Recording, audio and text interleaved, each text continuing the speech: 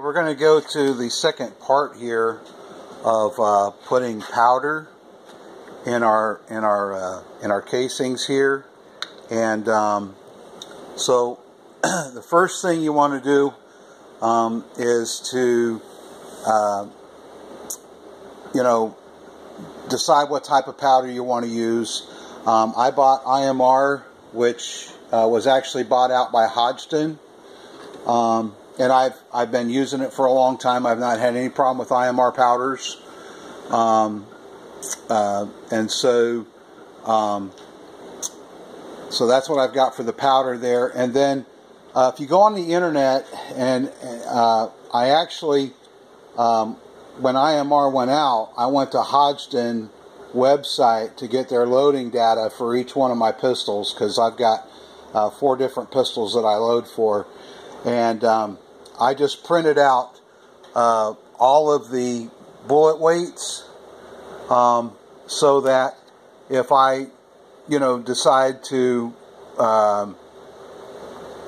test out a different bullet, I'll have the load data. Like 155 grain lead bullet takes 7.7 grams.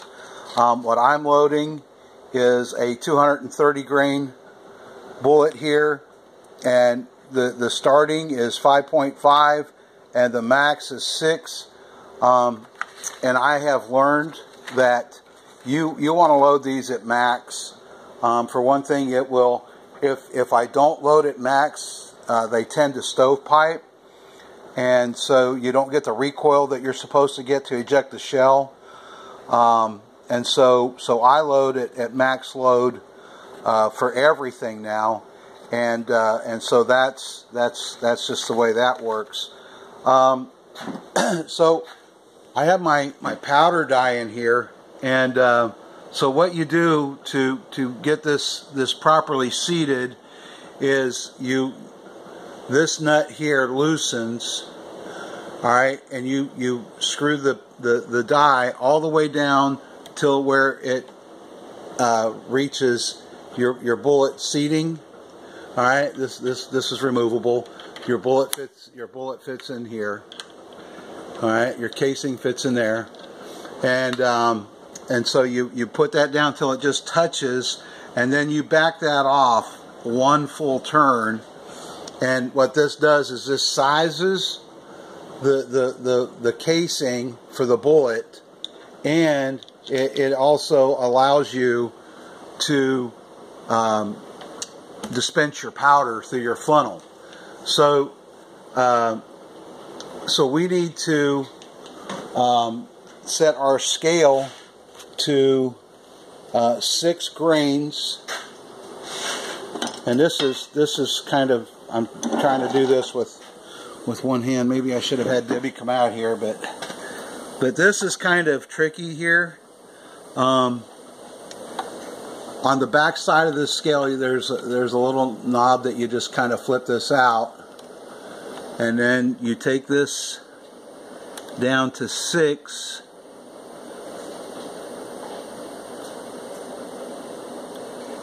and then on the bottom you see the 6 grains there, and then on the top you've got 0 through 9, and there's little white lines up there, like if you want 6.1, 6.2. And I don't get real I don't get real concerned about 1/10 of a grain, okay? In the great big scheme of things, it's not going to make that much of a difference. But just, you don't want a hot load for sure, and so you need to be very, very careful that you don't overcharge a casing, because it's liable to blow up in your gun. As a matter of fact, yesterday I had a gun blow up in my hand, and I'm glad I took it to a gunsmith, because it is a manufacturer defect. There's actually a bubble in the barrel, a gas hole in the barrel, and so I've already called Ruger, and I'm going to get that mailed off to them next week, and I'm going to get a brand new gun. And it shouldn't matter. Listen, if you reload correctly, It shouldn't matter whether you're shooting reloads. As a matter of fact, I'll be honest with you, some of these remanufactured bullets are more dangerous than what is that brand? Blaze, I think it is.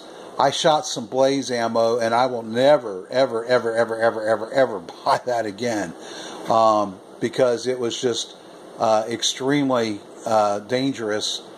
And so, I mean, I just had lots of problems with that ammunition. So, I'm going to try to do this here. Well, let's see if I can set this up like this. So what we do here is pull this handle down to get some powder out of there, and I always run some powder through the beginning before I set my, because this will automatically measure my powder for me once I get it set. So we'll put this on the scale. I don't remember what I loaded last. Actually, I loaded 45s last, because that's right at 6 grams. You can see that where that is set. So you have an adjustment on here. You can adjust this up or down to allow more or less powder. And so from here it's pretty simple. You just put your casing in your press, all right, and put it up to the top, and put your powder in there, and then just pull your casing out. And I do about 20 of these, maybe 30 at a time. And then I will do my bullet seeding die, and then I do all of my bullets, and then I also have a crimping die, which is the last step. Now, here's something I do. The first 5 or 6 bullets, I use the scale just to double check my measurer, and then after that, maybe one every 10 or 15 bullets, I'll just throw it back on the scale to make sure that I'm still at the proper weight. So that's how you charge the casing. And so I'll get I'm going to do some casings, and then I'll come back and do the bullets.